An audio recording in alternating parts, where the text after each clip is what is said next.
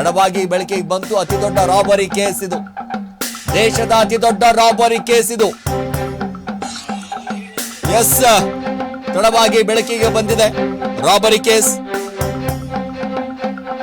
2025 October 16ರಂದು ನಡೆದಂತ ಈ case ಏನಿದೆಯಲ್ಲ, ಸಿಕ್ಕಾಪಟ್ಟೆ ಒಂದ್ ಕಡೆ ದೇಶಾದ್ಯಂತ ಸಂಚಲನವನ್ನ ಮೂಡಿಸ್ತಾ ಇದೆ.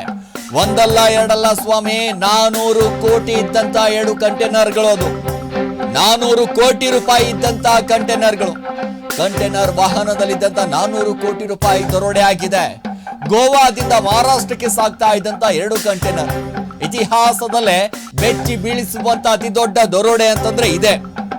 ಇತಿಹಾಸದಲ್ಲಿ ಬೆಚ್ಚಿ ಬೀಳಿಸುವಂತ ದರೋಡೆ ಖಾನಾಪುರ ತಾಲೂಕಿನ ಚೋರ್ಲಾ ಘಾಟ್ನಲ್ಲಿ ಹೈಜಾಕ್ ಆಗಿದೆ.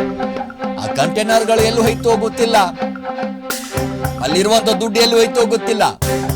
ಆದ್ರೆ ಈ ರೀತಿಯಾದಂತ ರಾಬರಿಯನ್ನ ಮಾಡಿದಾರಲ್ಲ, ಯಾವ ರೀತಿಯಾಗಿ ಪ್ಲಾನ್ ಅನ್ನ ಹಾಕೊಂಡಿದ್ರು, ಎಷ್ಟು ದಿನಗಳಿಂದ ಈ ಪ್ಲಾನ್ ಅನ್ನ ರೂಪಿಸ್ಕೊಂಡಿದ್ರು, ಯಾವ ಕಡೆ ನಾವು ಕರೆಕ್ಟ್ ಆಗಿ ಪಾಯಿಂಟ್ ಅನ್ನ ರೆಡಿ ಮಾಡ್ಕೊಂಡಿದ್ರು, ಇದೆಲ್ಲವೂ ಕೂಡ ಒಂದ್ ಕಡೆ ಗಮನಿಸ್ತಾ ಹೋದ್ರೆ ಯಾವ ಸಿನಿಮಾಗೂ ಕೂಡ ಕಮ್ಮಿ ಇಲ್ಲ ಕಣ್ರಿ.